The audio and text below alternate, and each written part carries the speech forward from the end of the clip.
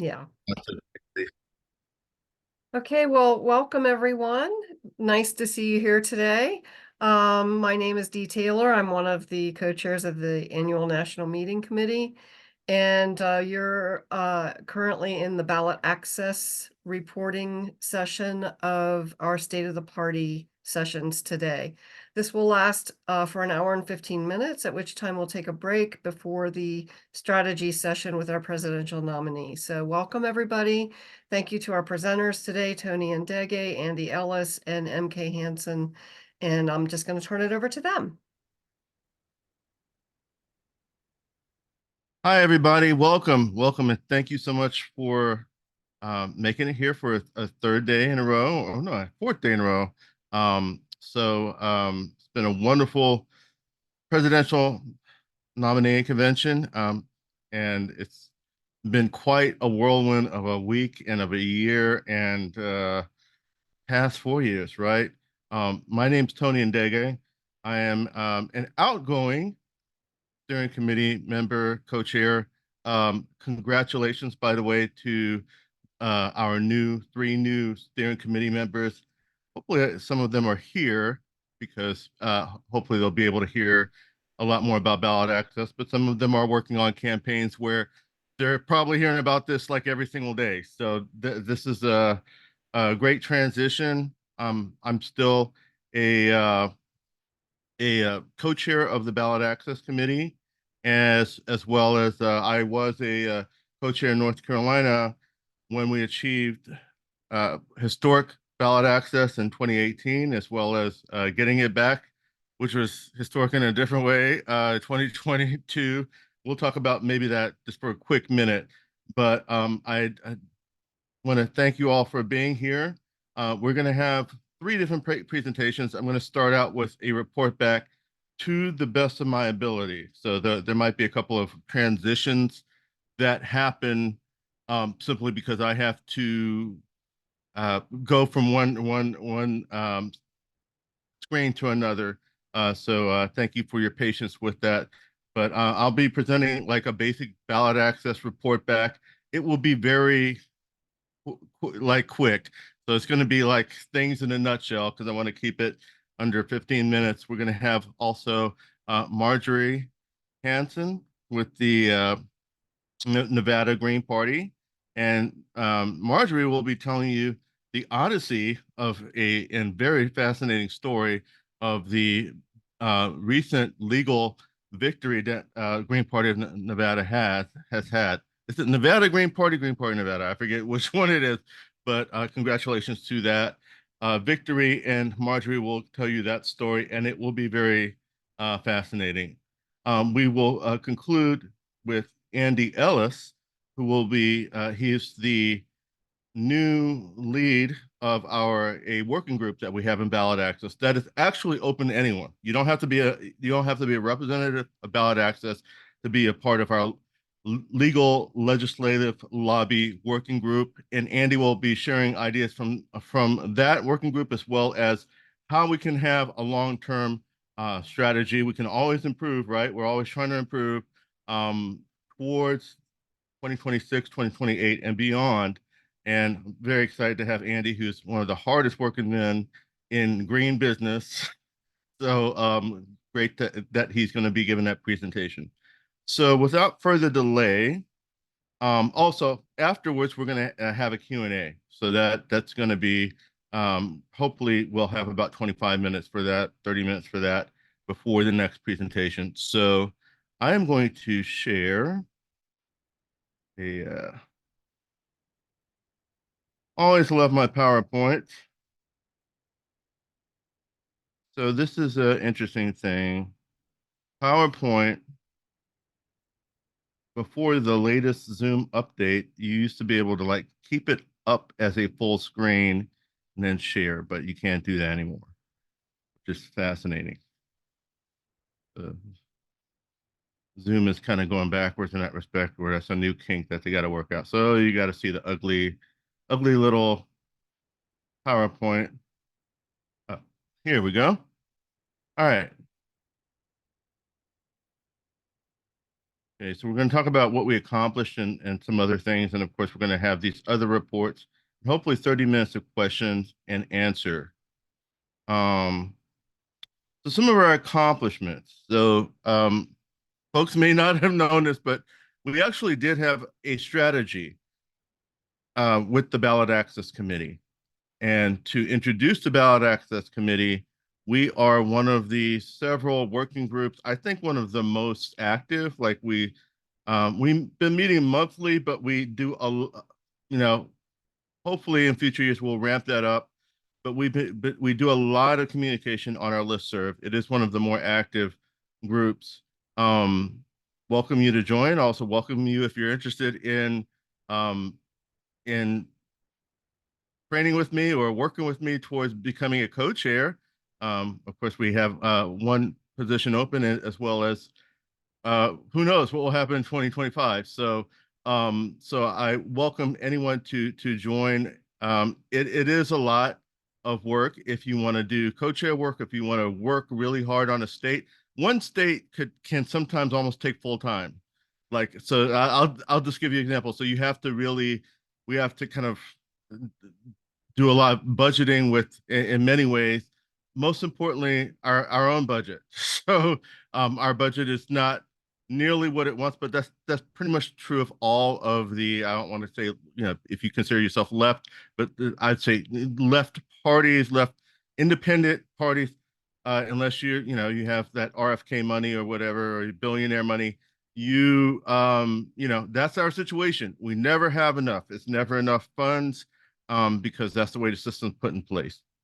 But we encourage you to, if you're a member of a state party or caucus, to get appointed to the Ballot Access Committee. If you're willing to come and do some work, it doesn't matter if you're in a state that has ballot access. We probably need you even more then, because then you could do some things like make phone calls or texts or things like that to folks because you have that relief in your own state. So please join if you are at all interested, if you're passionate about this. Bruce Dixon, one of my mentors, rest in peace and power, was one of the folks who got me interested in ballot access again. But I've done ballot access for a lot of different kinds of parties on the left since the 90s. So been doing this for quite a while, since I was in high school, actually. And it is a different it's a different world, especially post COVID. It's extremely expensive now. And we've done an amazing job, I think, considering all of the obstacles that we have had as a party over the past couple of years, 4 years, and beyond. So we did have a strategy to focus on states where we could achieve and begin ballot access earlier. And I want to check my time here. Okay. Ballot access earlier. And we were looking at these states: Alaska, Arizona, Arkansas, Hawaii, Massachusetts, Maryland, North Carolina, New Mexico, Nebraska, Nevada, South Dakota, Utah, and Wisconsin. If you can see the PowerPoint, I know some folks might not be able to, but we have Alaska, Nebraska, South Dakota, Kansas, and Delaware. Those are different colors because of different things. Alaska, we actually were working. So this is a situation where the West campaign was working and got us on in Alaska, but the leaders of that party, the new party in Alaska, because the former party was disaffiliated. Long story. They chose to run Jesse Ventura, and that was a deal breaker. That's our one thing that keeps us together, is our presidential nominee. So Alaska is on the ballot for the Stein campaign, presidential independent. And we will discuss that. What's the difference between that? I think probably 90% or more of you know the difference, but it's unless it's the forefront of your mind, you don't really focus on which states you can do that, which states are very difficult. But there are states where it would cost hundreds of thousands of dollars and not really yield at this moment of our party, yield the kind of pay payback to try to get on the ballot as for the state party. There's states like, for example, in Minnesota, where it's like over 100,000 signatures you got to get just no way. That would cost over $500,000 probably to get on the ballot, and that's just the world we're in. Um, we also worked on we funded some states with lawsuits.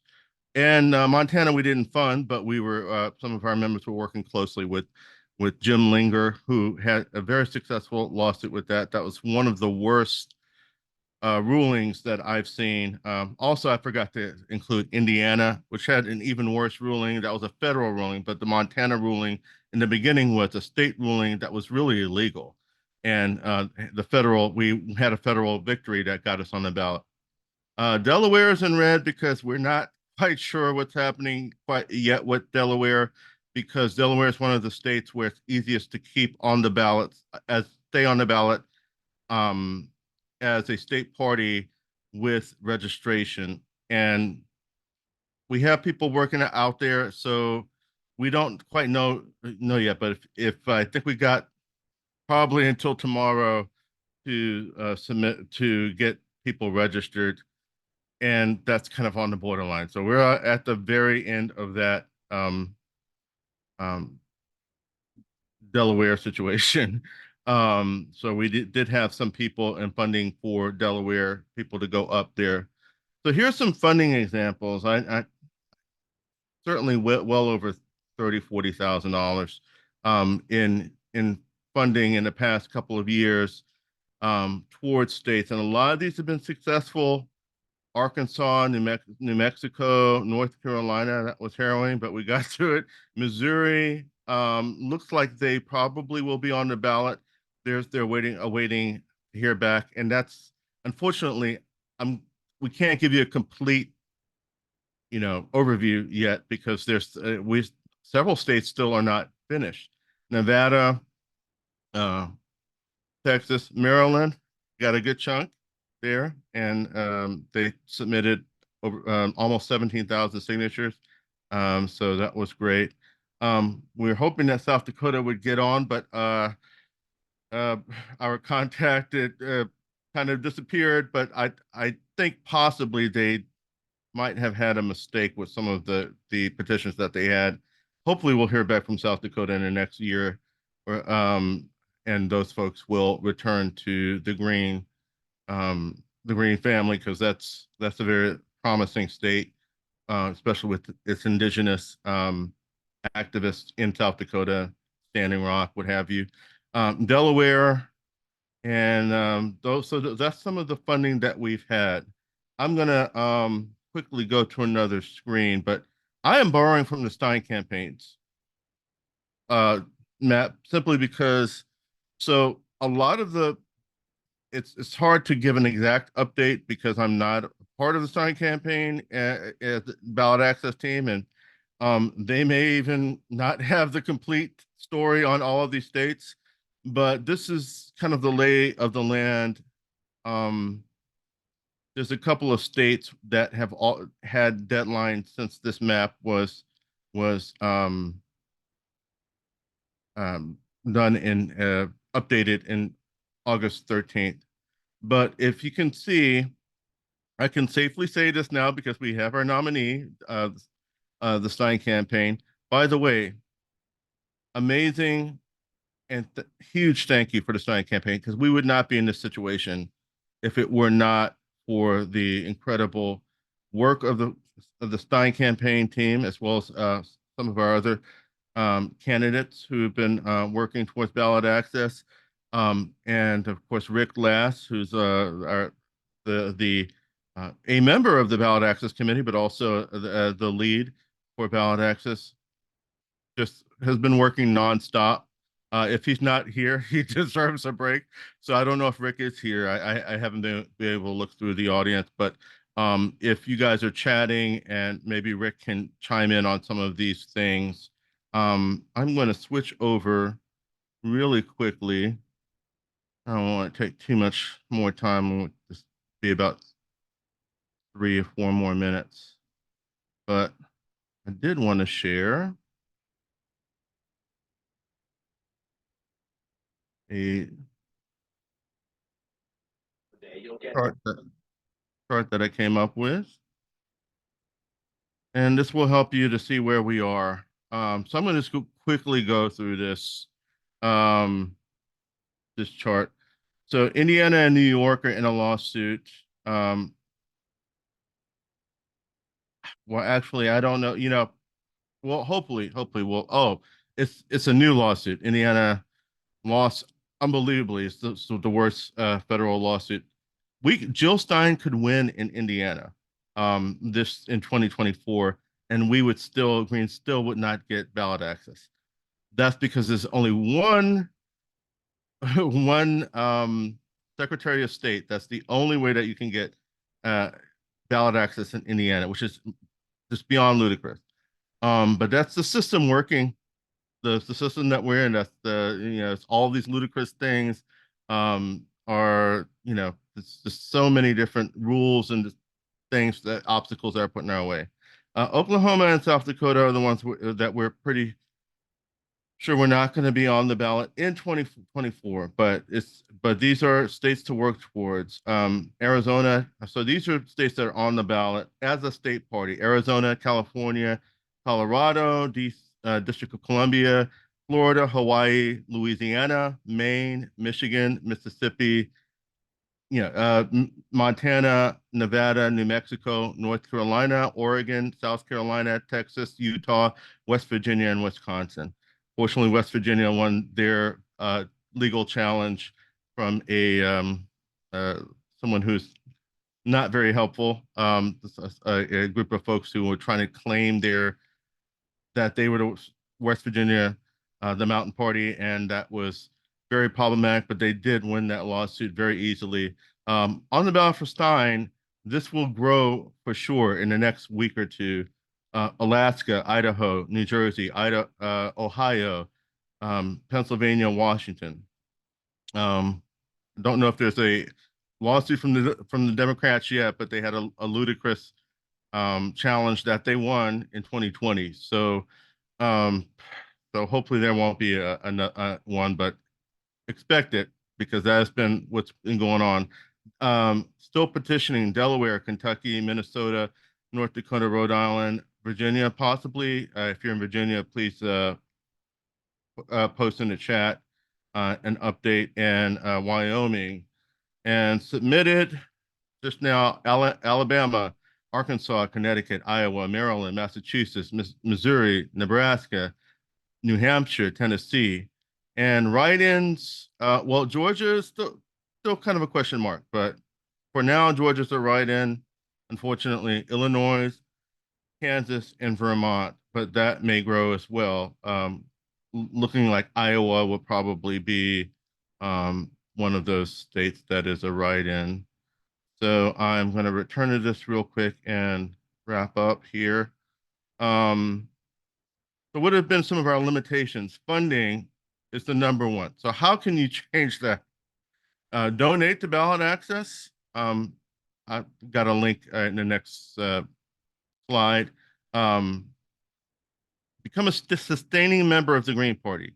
If we double, triple our sustaining membership, meaning that people who are monthly donors to the National Green Party, I know you may have state dues, whatever you can do, even if it's $5, what have you, that is the number one way that we can have be able to make in, income projections, because we know we'll have sustaining members. We'll probably not lose 50% of them in a month unless something catastrophic happens, right? So sustaining members is the number one way, of course, joining the Ballot Access Committee, but that's one of the main ways. The system is working as intended. So these are all these obstacles, as we've seen so clearly now, and hopefully this is illuminated, because I've never heard ballot access being spoken this much in the news, those words being spoken as much as this year.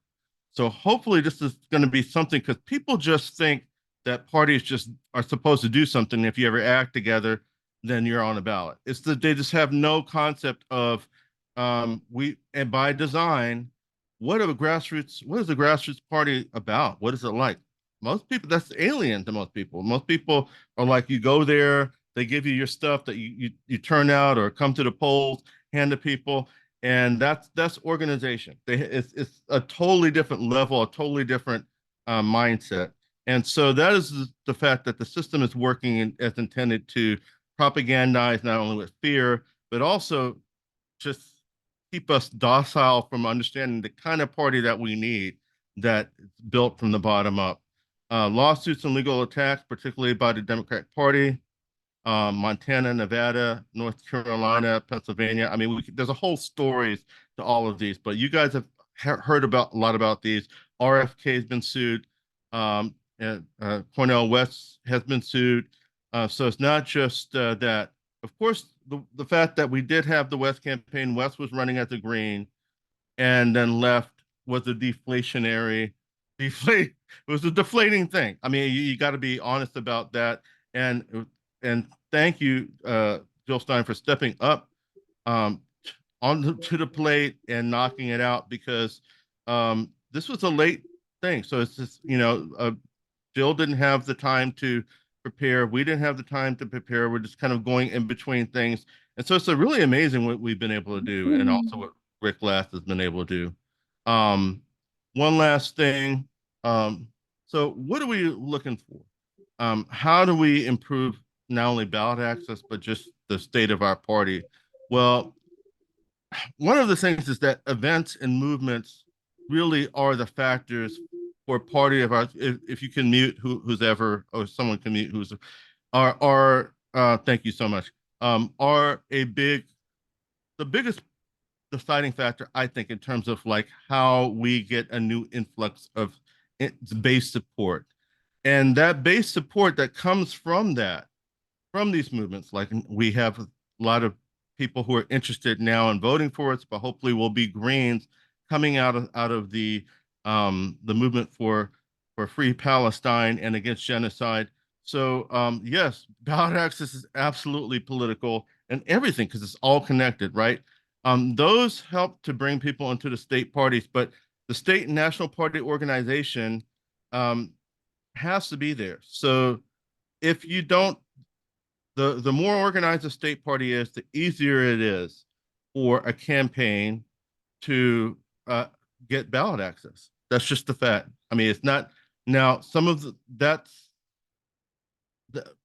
laws, of course, are make that close to impossible. So I'm just saying in general, that is the most important thing, and that is the issue that we have been facing over the past several years. That the organization and actual membership at the grassroots level has not been growing. It has actually been shrinking for the majority of state parties, and also a lot of states don't hardly have any organization. And we have to look at that clearly and see how that connects with ballot access.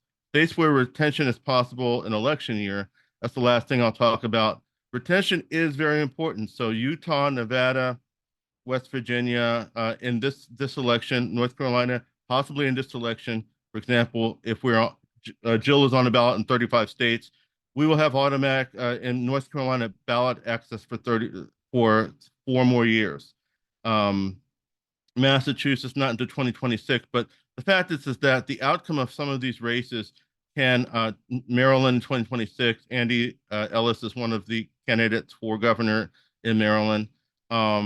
So how some of these races, the beyond just getting on the ballot, how they turn out will determine ballot access. We can discuss about that during the Q&A. Texas is a huge one. We funded Eddie Espinosa's campaign. That it's a very expensive filing fee that they have in Texas. But I really think we need to help Eddie because Texas is one of those states that's going to be next to impossible if we lose it to get back on. We got 2 more chances this year, and I think 2026 to get 2% for a statewide office. Eddie is running for railroad commissioner. If he gets 2%, which is very, very doable, we retain ballot access through at least 2032, if not beyond that. So that would be huge relief. We really got to focus on after we get on the ballot, and of course, we're going to be helping our presidential nominee to get Eddie that 2% because that's going to be a huge relief. So what can you do? Donate to ballot access. That is gp.org. donate_BAC. These funds, as we've just seen, have been going to several, have helped to fund several of our victories. So please, if you can, donate or become a sustaining member. I do see Rick down there, so Rick might be able to answer some questions during the Q&A. So without further delay, thank you so much for hearing this report back. I will be handing over the mic to Margery. Are you there, Margery? Maybe. All right. It's been quite a past couple years, hasn't it? Understatement of the year, yes. All right. So thank you, Um, Margery Hanson. Hi, everybody. As Tony said, I'm Margery Hanson. I'm one of the co-chairs of the Nevada Green Party, and as my husband likes to say, there is no Reader's Digest version of when I talk. So I wrote everything down, hopefully historically correctly, and I will be reading it to you so we don't go over time. I was asked to give a presentation on my experience with the Nevada Dems trying to see the Nevada Green Party off the ballot. First, let me say I have never organized for ballot access before, ever. So this was a learning experience. The Nevada Green Party has gone 2 presidential cycles without ballot access.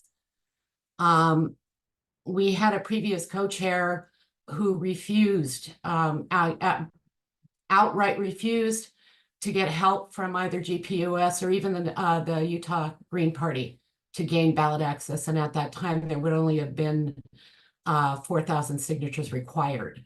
Currently, well, while I was doing this, we needed 16,085 signatures. Okay, still low, but it could have been lower.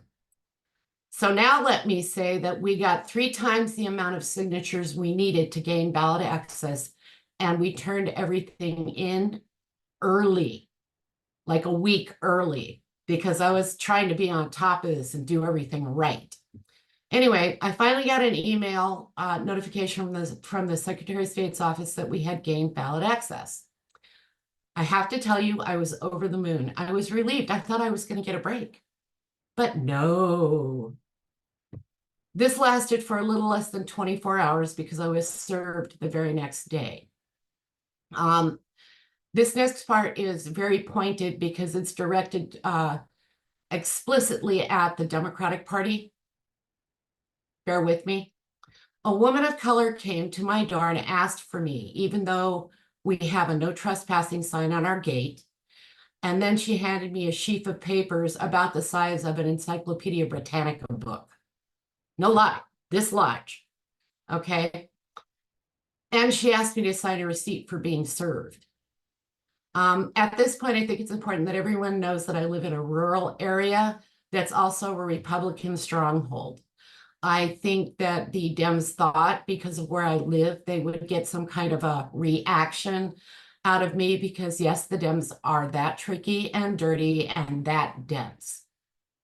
I think, like there's 4 Green Party members in Pahrump. I'm one of them. My husband is the other, and the other 2 live down the street. So what they were expecting, they did not get. Needless to say, the only reaction they did get when she asked me to sign the receipt was a resounding no. I am not signing anything. Though as she was walking away, I did tell her to tell the Dems to stick it up their keisters. Loud enough for all my neighbors to hear, and my neighbors are, an acre away. Anyway, I didn't even get a full 24 hours to revel in what all our hard work had achieved, and come to find out, the reason it was such a thick file is because it included our bylaws. Now I have 3 hard copies of our bylaws. I don't know if that's a bonus or not. I'm going to start handing them out if they keep sending them to me. After many, many emails between the attorney and Jason Call from the Jill Stein campaign, a few messages between me and Rick Lass and me and Tony Ndegi because I was a nervous wreck, I was asked to make an appearance in court. Of course, the hearing was held in Carson City, some 400 miles away from where I live, because they will do that to you too. It could have been held at the courthouse in Las Vegas, which is only 78 miles away, but no. I had to drive 400 miles there and then another 400 miles back. And I took my big dog with me so I wouldn't be harassed by anyone. And so she would protect the hotel room from intruders while I was out. And again, I'm going to say they are that tricky and that dirty. I got there a day early, so I would be well rested for court the next day. I honestly didn't know if I was going to be called to testify or not. I was prepared if I was called to the stand, though. The Nevada Dems were the plaintiffs, the Nevada Green Party, and the Nevada Secretary of State's office were the defendants. Yes, they sued the Secretary of State's office too. That to me was like, I've got a co-defendant and they're an elected official. They're the ones who put me on the ballot. Okay. So the burden of proof that the Nevada Green Party had done anything wrong at all was the Nevada Dems' responsibility. With the plaintiff's opening statements, Tony, please forgive me. With the plaintiff's opening statements, the Nevada Green Party was accused of starting our petition drive before notifying the Secretary of State's office, of having the correct petition but using the wrong one deliberately, even though we were told the petition form we had submitted to the Secretary of State's office was an outdated petition form, and they provided us with what I thought I was told by this very same office was the updated petition form. Again, Tony, please forgive me. Through all of that, I had to keep myself from laughing in the courtroom because their attorney even brought a PowerPoint presentation. Okay, an old-fashioned one where you have to use like the long stick to point at things. We all had the paperwork in front of us. There was no reason for this, but I guess, you know, gestures, grand gestures, really bad grand gestures.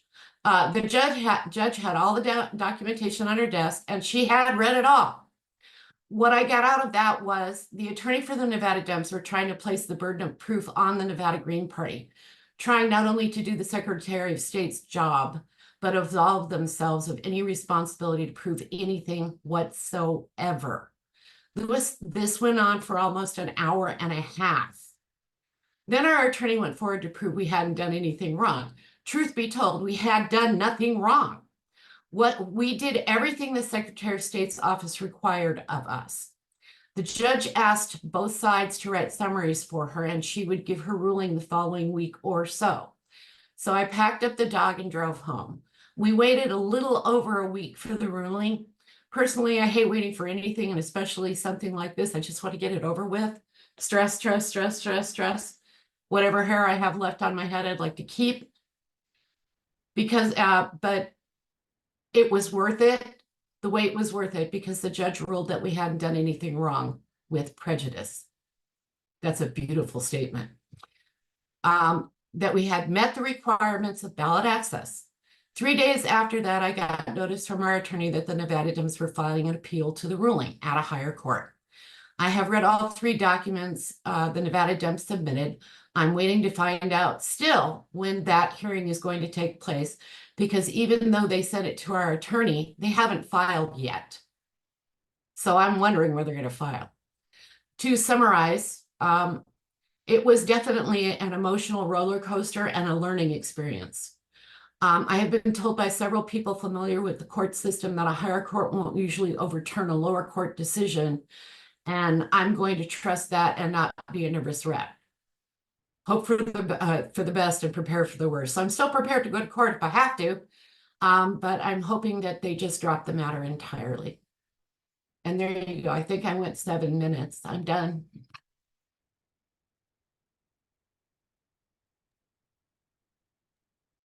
Fantastic. You great storyteller. And there's a lot more to this.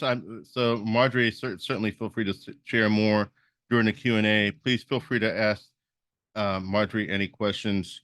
Similar story. I don't know if y'all were following North Carolina in 2022. We got on the ballot, and the Democratic Senatorial Campaign Committee paid for people to call must have been over 10,000 people to try to get them to intimidate them, and several of them called saying they were with the Green Party, and I recorded that because several people were reporting to us, hey, they're calling us, telling us to sign an affidavit to get you off the ballot, and they said in the Green Party, I was like, what? No, I gotta check on this. They absolutely did do that.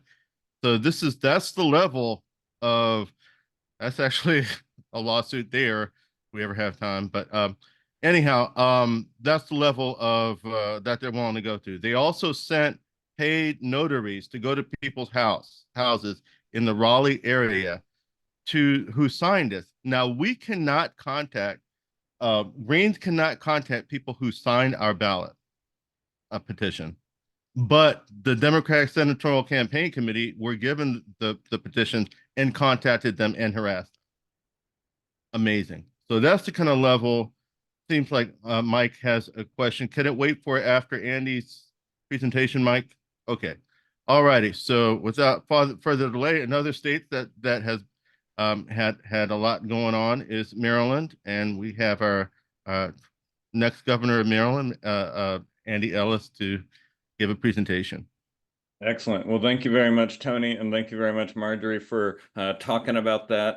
I think we all understand that ballot access is an essential aspect of our strategy going forward, and the Democrats have changed their strategy as it relates to ballot access. People often ask me, what did the Democrats learn from 2016 and from 2000? They learned that when they can't beat us at the ballot box and they can't beat us in the court of opinion, they beat us at the Secretary of State's office and they beat us at the State Board of Elections office. So I think we need to start thinking about what ballot access looks like beyond this year and how our strategies change and stay in line with their changing strategies. So what we're going to talk about today, we're going to talk first about the Ballot Access Committee's Legislative Policy and Legal Working Group, and then I'm going to talk a little bit about lessons from Maryland and some ideas for some future conversations that I think we can have.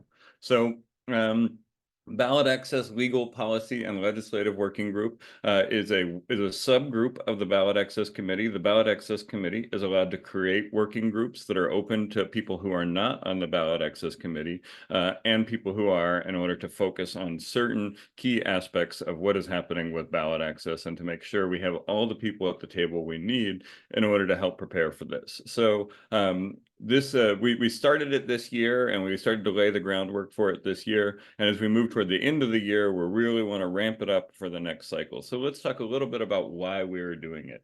First of all, New York State, where disgraced sexual harasser Andrew Cuomo decided that he wanted to raise the status by 3 times, should give us a warning about the ability of states to change policies that we have been comfortable on. And it should give us a very clear warning, and it should be because other states are looking at the court cases that have come out of that, and they too are going to raise their standards if New York keeps winning on this. So we need to be ready on that. The other thing is, you heard Margery's story, you heard Tony's story. We know what happened in Wisconsin. Hell, the Democrats have been explicit about the fact that legal challenges to knock Greens off the ballot are an explicit strategy of the Democratic Party. Look at this NBC News story from March where they say they're going to look for any slip up that could be exploited. They're telling us exactly what their plans are going to do. They're telling us our ballot access is under attack. So what do we do when we're under attack?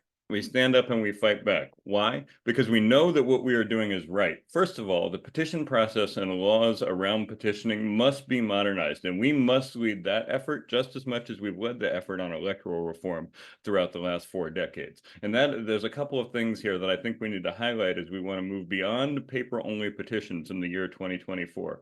First, paper and in-person only signatures are inaccessible to many people. When Maryland's bill went before the General Assembly last year, we had people from the Maryland's bill for electronic signatures went before the General Assembly. We had people from the Federation of the Blind. We had people from the Maryland League of Disabilities, and we've had other people at other points say that they are working mothers and they can't show up at the farmers markets, fairs, and festivals that we need to go to.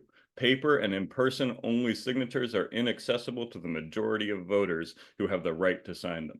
Next, handwriting validation is an arbitrary tool that is a weapon of voter suppression and anti-democratic instincts. It has been the case as long as people have been verifying signatures to do things that state boards of election, county clerks, all of those people can use handwriting as a means of discarding something. And that is it's arbitrary and it leads to voter suppression, and we must challenge it. We must call it out.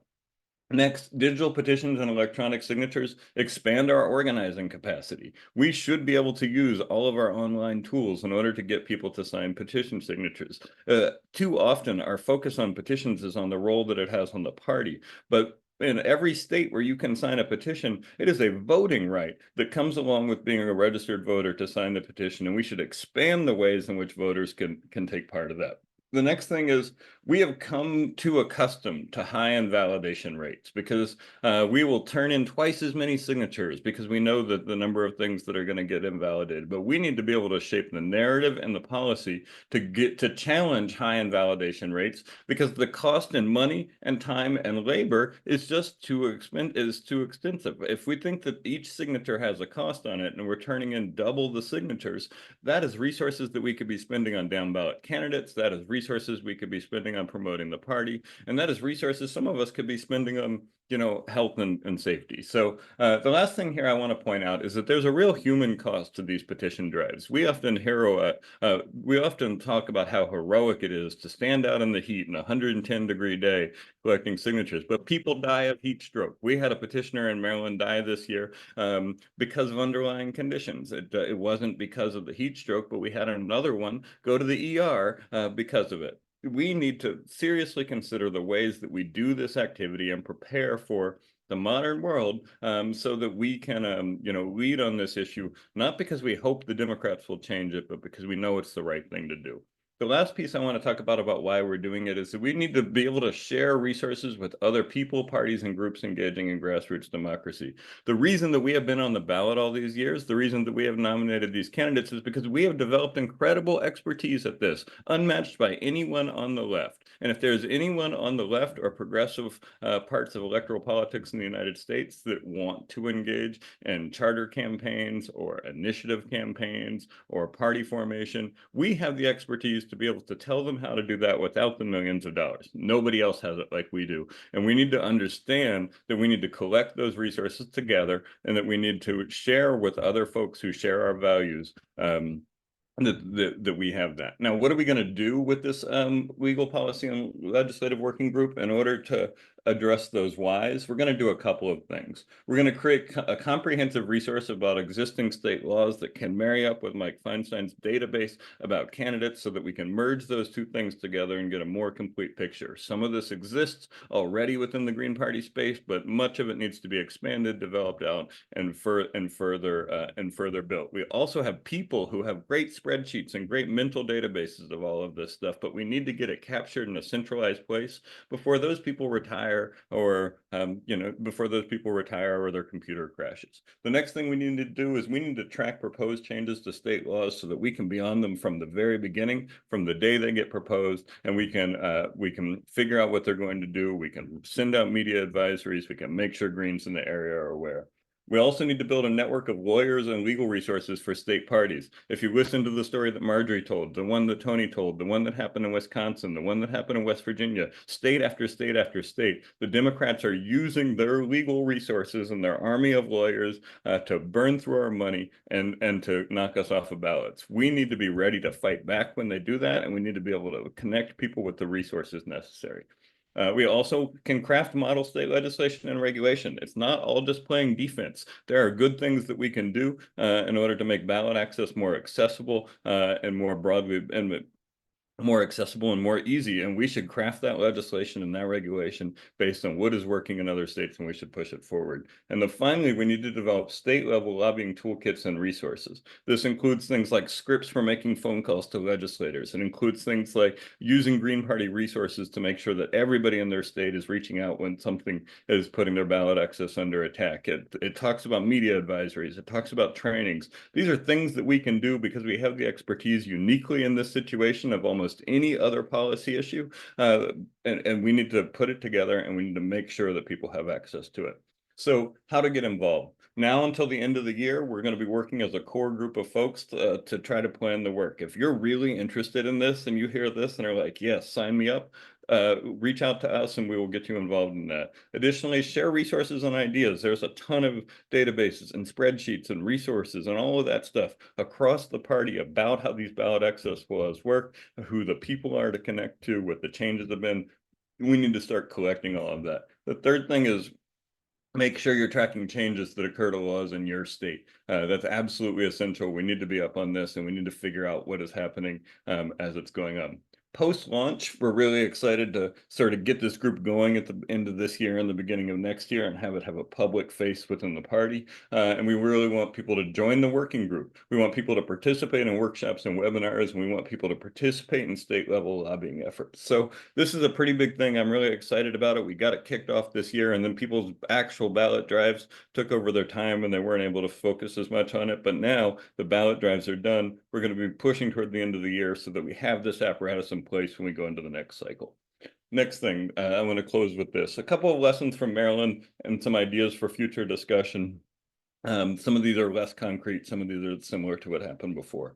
But in Maryland, we've been working on ballot petition and modernization for quite a while, but explicitly since 2020. And in 2020, when the COVID state of emergency came, Greens and Libertarians successfully lobbied the State Board of Elections to allow regulation that would allow electronic signatures on digital petitions. This was great. It increased our validation rate from about 70% to about 98%. It took away almost all of the invalidations because of handwriting. It was easier and more accessible for a bunch of people. And in a time of pandemic when we weren't allowed to be within 6 feet of each other, much less collecting petitions, it was absolutely essential. It helped. It made sure we got on the ballot in 2020. In 2022, our State Board of Elections repealed that policy and said that the future of electronic signatures goes through our Democratic supermajority legislature. You can imagine how well that has gone. But in 2022 and 2023, Delegate Sheila Ruth of Baltimore County, a Democrat who's in the Progressive Caucus, introduced an electronic signature bill in the Maryland General Assembly. It was just about electronic signatures. But in 2024, she introduced the Ballot Petition Modernization Act, and that combined electronic signatures with loosened validation standards for paper and ink signatures.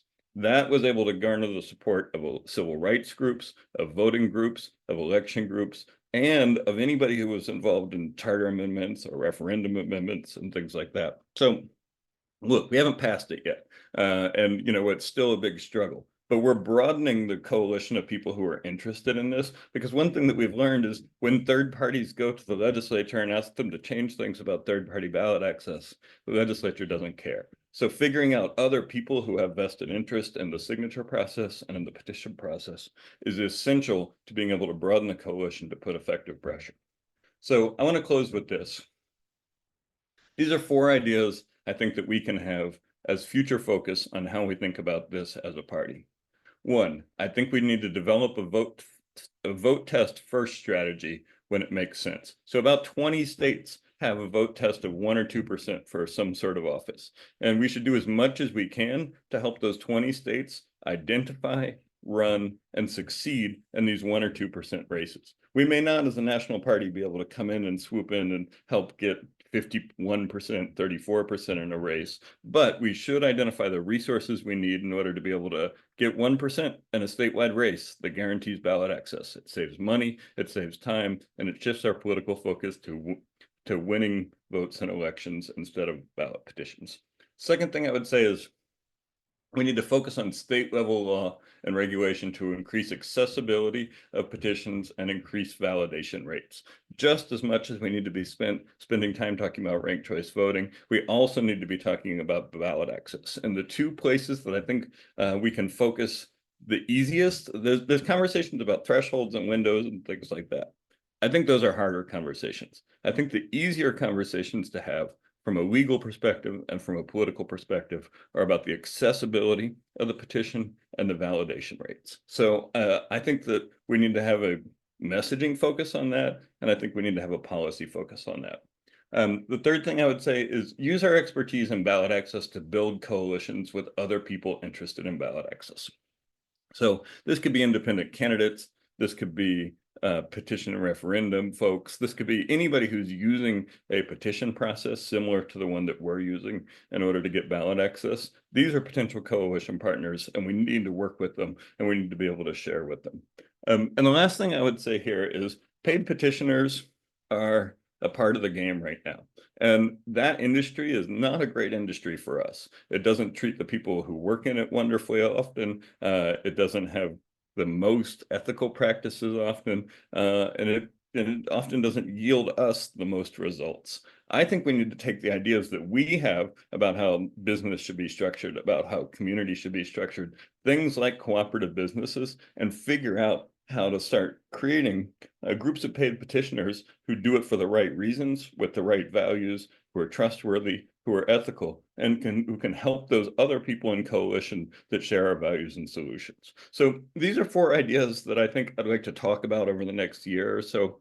The LPL working group is more concrete. If you want to get involved in that right now, you can contact us, you can contact the Ballot Access Committee, and we'll be happy to get you going. I think I got that in under 15 minutes, Tony, but I'm done at this point.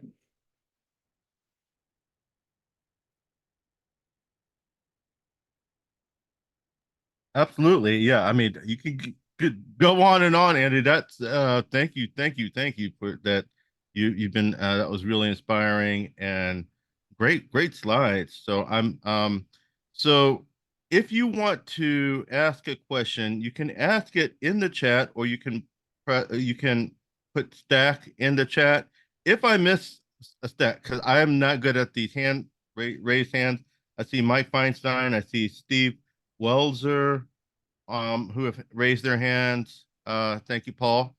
Thank you all. And please feel free to ask some questions or make some quick comments.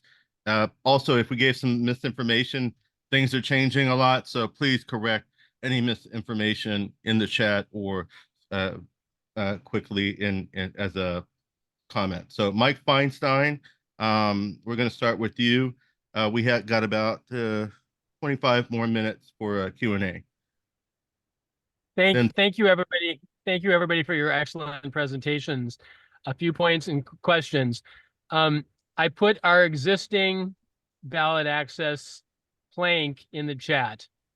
I'd like to ask two things. One, that currently should be on the back homepage somewhere, that text, so that when people come to this committee, they see what our current platform is. And I'd like to ask Andy to look at that plank and the ideas that he had and propose an amendment for our next cycle in 2026. That's sure. Number one. Number two, the ability for us to tell our stories about this is critical. People posted that in the chat. We have a online newspaper called Green Pages, and I have been struggling to get state parties to write stories about these individual cases. And we desperately need people to write these up for 2 reasons. One, it gives us social media content to raise these issues and make it easier for us to fundraise. But 2, we need to be able to present and make easy for journalists to understand how we're getting effed over instead of just having them have to do all the research. So that's number 2. Number 3, I'd like to have Andy take the transcription, because you can download a transcription of this, each one of these Zooms, and to turn his comments into a standalone article. I think most of that work is done, with a little bit of work about what's wrong with the current system, and have that in one place. It's easy for us to be able to hand to everybody who we need. 2 more points. Mark Elias was just hired by the Harris for President campaign to be one of their attorneys. I am part of the team that does tweeting on behalf of our national party. I had thought early this morning when I saw that I would do a retweet to show how that the Harris campaign is hiring a sleazy guy like that.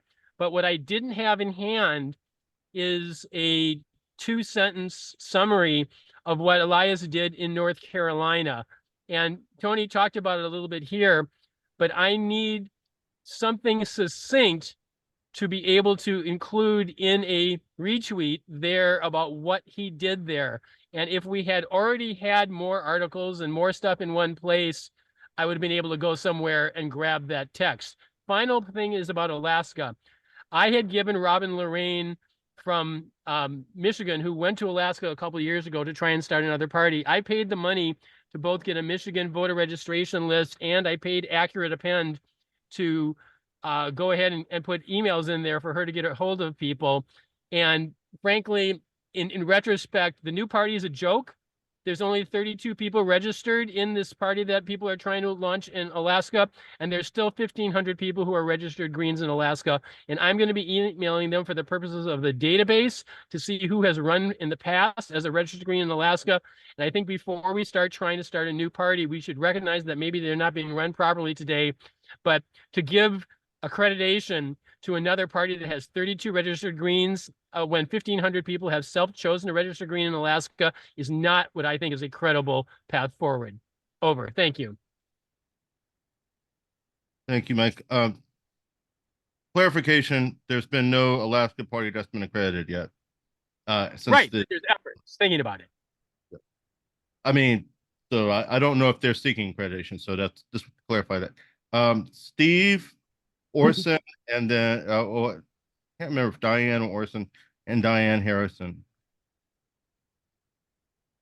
Georgia passed a law this year, I think, that says that you get ballot access, like our presidential candidate should get ballot access there if they're on 20 more state ballots, which obviously we are. And, you know, a Ballot Access News keeps saying that, oh, the Green Party is on in Georgia or will be on in Georgia, and yet our ballot access maps say that we're not on in Georgia, and it's going to be a write-in campaign.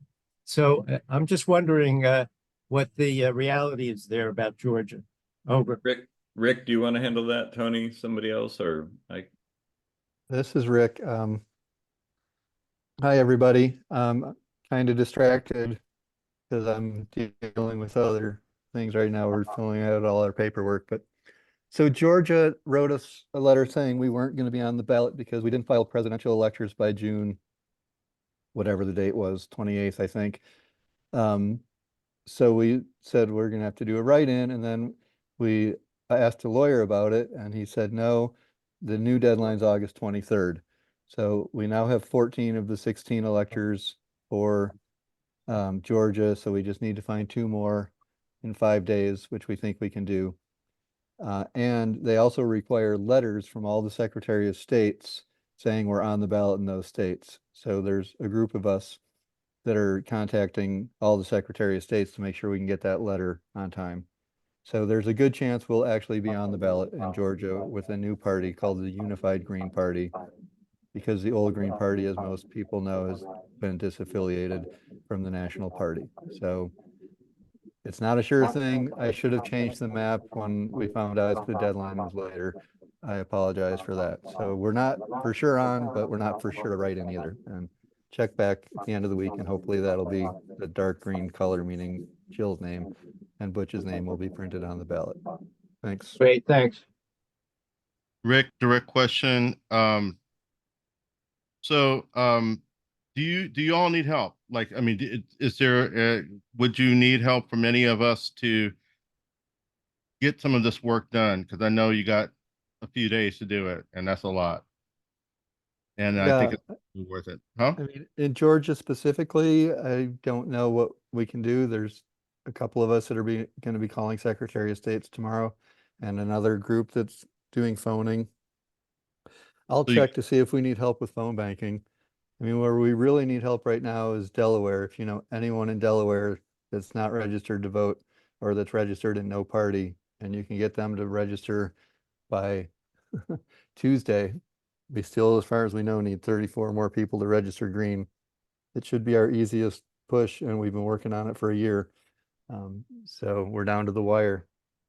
But if you want to help, go to Jill Stein's website, jillstein2024.com, and sign up to volunteer there. And someone will be in touch. And we have phone banking and text banking and lots of ways to help. And we'll talk more about that in the strategy session that's coming up after this meeting. That's great. Diane, I saw you put your hand down. Was your question answered? Yes. I was just applauding something, so I didn't have my hand up. Okay, awesome. Okay, I saw it incorrectly. I can't remember if it's Paul, have you had your hand up for a while? Or did you just put it up? I can't. Well, all right. I'll see Orson and then Paul. Hello. My first question is about the doing the signatures by typing them in digitally rather than writing them down. And I'm curious, how that would work. And related to that, I think is maybe the issue of regardless of whether people are, writing them or typing them, that the petitioner makes sure that they get maybe pictures. I know you're not allowed to publicize a picture because that's people's private information.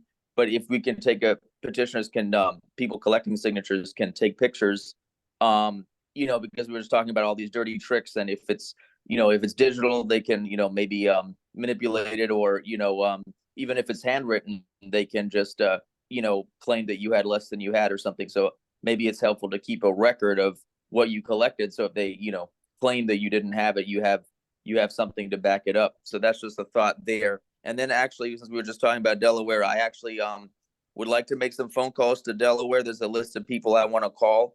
There's a little bit of confusion about whether people that people need to have something called ID.me in order to register. There's some people that are registered to vote, but they aren't registered actually in any party right now. And we have a list of those people. We could call them and tell them to register as green, but it's not clear if they have to have ID.me prior to going to the website ivote.de.gov to make sure that they are registered. So that's my second question. Because I want to be calling people in Delaware maybe today and tomorrow as much as possible, and I want to make sure that I do it correct. And it seemed like the people in Delaware were a little bit confused about some of the details, so I want to make sure that I do it the right way. But yeah, those are my questions. Rick, do you want to take the Delaware call, and then I'll take the electronics part of it? Yeah, if you sign up at the phone banking channel at jillstein2024.com/events, there's a script already for you, and it addresses all these questions. So we would love your help. Thank you. Oh, that'd be great. Can you put that in the chat, or I could write it down? I'm putting it in the chat now. Thank you. Okay, yeah. So let me touch briefly on the electronic part of this, and then I think we need to have larger conversations as a party about where we think electronics work and where we don't. In Maryland in 2020, we were allowed to tie our form to the State Board of Elections database. So if I went in and I typed my name as Stephen Andrew Ellis, and it would pull up my name as it appears in the voter rolls, it would pull up my address as it appears in the voter rolls, and that got us 99.9% verification. The only people who were not verified by that method were people who had died, notably moved out of state, or have been incarcerated since then. Other places allow you to do less data-driven versions of that. And we need to understand in different states what's allowed. So in some states, you're allowed to type everything but the signature. In some states, you're allowed to have self-circulation. In some states, you're allowed to have web forms. In some states, the State Board of Elections uses their own technology and identity stack in order to do the verification on these things. So I think one of the areas where we need to understand nuance in different state laws and codes is in this area, is we need to understand what they allow to be typed and what they don't allow to be typed. The second thing I would add here is that many states have regulation that allows them to move paper-based forms to online-based forms that may not even require going through the legislature because they've been written as parts of omnibus government modernization efforts. And they say all government agencies have the ability, if they want to shift from paper forms to digital forms. They don't have to go through the state, or they don't have to go through the legislature or the, the assembly. So I think it's worth us understanding in detail where these policy options exist right now, where the opportunities exist for us to be able to push regulation that makes them be allowed. And then third, more difficult, where the opportunity exists to push legislation. But more to come on this, and we'll do webinars just on this, I think.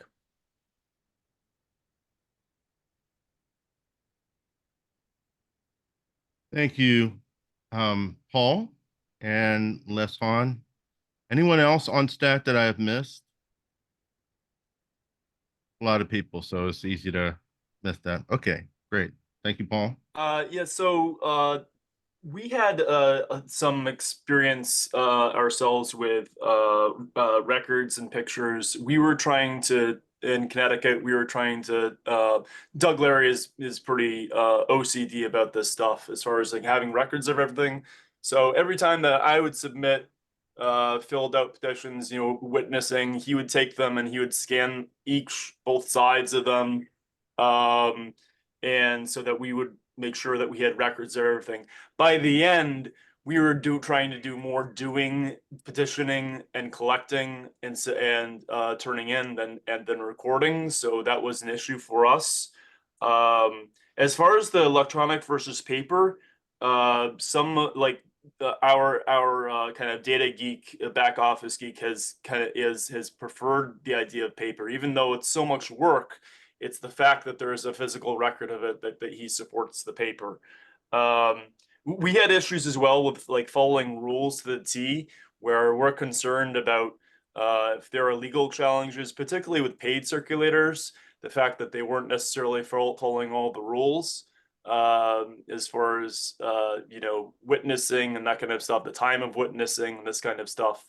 And then finally, the only reason I think that we had any chance in Connecticut was because I specifically started so early. I started in collecting in February.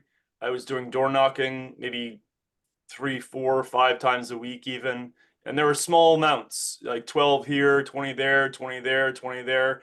But over 2, 3 months of the early process, they really started to add up. And so I think it's important to impress on all of our state parties to make sure that people get started as early as possible. Like there was an assumption that, well, either that we weren't going to get on the ballot or you know, it was just going to happen or somehow.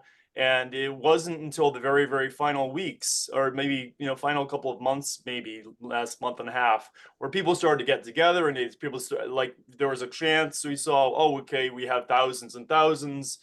And, you know, it wouldn't have been for all the out-of-state help as well that we got. Got to help thank Rick Last for that, and Justin Beth and Gloria Matera and all these people who came from out of state to help us. But we wouldn't have had a chance if we hadn't started as early as we did. So I just want to impress that point on everyone, that it doesn't get done if you don't start early.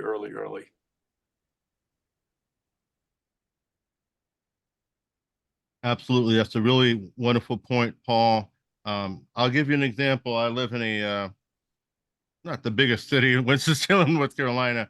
However, if you get started early, if it's possible, several states you can't start, or you're only given a small window. So that's the issue with several states like Texas, like fortunately Illinois, other Kansas have smaller windows where they can't start. But you can start organizing a year before that, right? And getting people excited, having events, and getting people signed up so that they have a commitment to it. Get something in their hands, like, I don't know, something from your party, something from a candidate, and then they'll have that kind of it's really interesting. It's like a team mentality that can actually get people excited.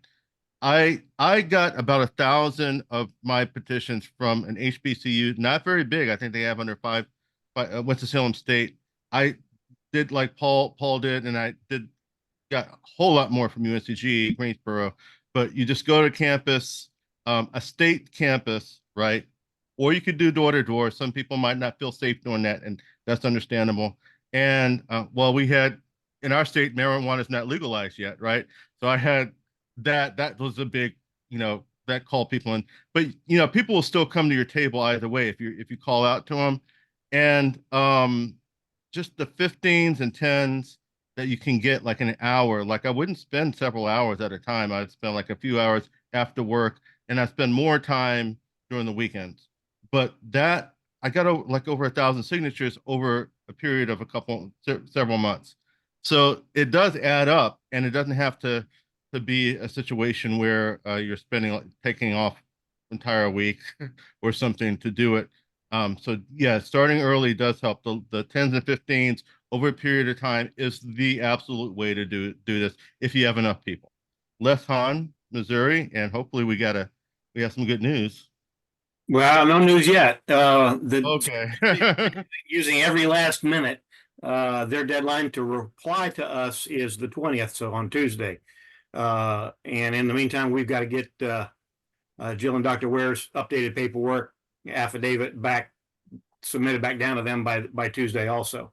So the campaign's working that stuff, but yeah, so they're holding their breath. It's still going through the verification count. The SOS and the county clerks got backed up with like 5 or 6 different constitutional amendment proposals that they had to get back earlier with an earlier deadline. So we're still waiting. Thank you, Les, and thank you for your very clear and concise website. If you can post it in the chat, I don't know if you can post it in chat, but Missouri had a very good. Please try to, if you have a ballot access drive, make it front and center on your website. Always make it. Maryland did a similar thing. Have that. They had a thermometer in Missouri. That's your choice if y'all. But just have the information, the least number of clicks as possible to get to what people need to help or to get the information they need. That's absolutely important. Paul, did you have another statement or just very quickly? We also used, I don't know if you got anybody else using something similar as to we did in Connecticut, but we had an internal coding system that Doug Larry set up that I think was incredibly useful for us to track our own pages, so that when he was bringing them in, it wasn't required by the state, but in the corner we would have coded numbers and letters to make sure that we knew which sheet was for specific circulators sometimes, which sheet was for which campaign, which was very helpful for us for him in order to code and to database and all that kind of stuff. And the other thing was that in the final weeks, and this is usually only applicable during the spring, but some of my greatest successes were at these giant events. Justin, Beth can tell you about. We were at one together where I think Justin and I collected maybe 400 or 500 signatures in about a 2-day span, where there are just massive flows of people. And that, I think that's what you really need more than anything. You need large groups of people who will be more likely to be interested in like who are waiting around and stuff like that. That's what we found some of our greatest successes at. Absolutely. We did a presentation on ballot access in the post-COVID era, and we had some lists of things. Music festivals are huge, especially if they're in public property. Go close to the don't hog the if there's a food truck festival or the food trucks, because they may kick you out, but go close to them where people are like kind of sitting around, not when they're walking with the food, but like this kind of sitting around, congregating, sitting down. Like you can just get a lot that way. We got like that, the Dreamville Fest, that's rap, R&B, progressive rap festival in Raleigh. A lot of out-of-state people, but we had a lot of in-state people, and we got about 1,000 signatures that weekend. And anywhere where there's like it's people who are pro what we are, against the war on drugs, against war, where you'd have folks like that, folk music festivals. Also, if the weather's okay, because we had a heat wave and that was killing me. I was trying to help another candidate recently, and that just insane. No one was showing up anywhere, but DMVs, sometimes even not social security offices, government services offices, or sometimes courts. That's hit or miss. But those are other ideas. But anywhere where you have like a constant influx of people that you're pretty sure are registered. The last one, that if you have a primary that you can, some of the deadlines don't allow for it, but if you have a primary or another election that happens in the time frame that you can collect, go to the primaries. Even if it's not, you think you might not find a lot of Greens or supporters, you can sometimes get a lot of signatures there because people are thinking about elections and will support us. It's getting more difficult because things are so polarized now, but people will generally support our right to be on the ballot. Justin, hey, how you doing? Been a couple of years. Yeah, it has been a little while, Tony. I hope you're doing well, and great to see everybody here in the conversation. Want to back up, what Paul was saying. It was great to get to. I actually went to a couple states this year, helped out in Arizona, back when Cornell was potentially our front runner, and Connecticut and New York. Different environments in each state, and that's one thing I'm often struck by, how difficult or how each state is very different, has different needs. I like some of what Andy was talking about too, with doing some kind of reforms potentially to make it easier for ballot access. In Delaware, it's interesting, right? I believe you can register online.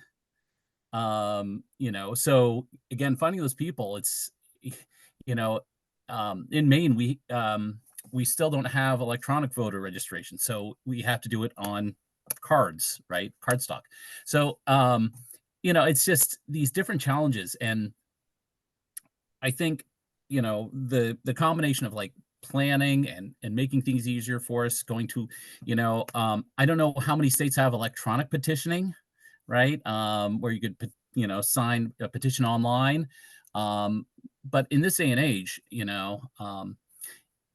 it's interesting, thinking back on some of the stuff that we were talking about with the elections database and candidates, when we had, going through COVID and the lockdowns, right, that made petitioning very hard during that time frame. 2000, might have created some of those drops in getting candidates on the ballot. And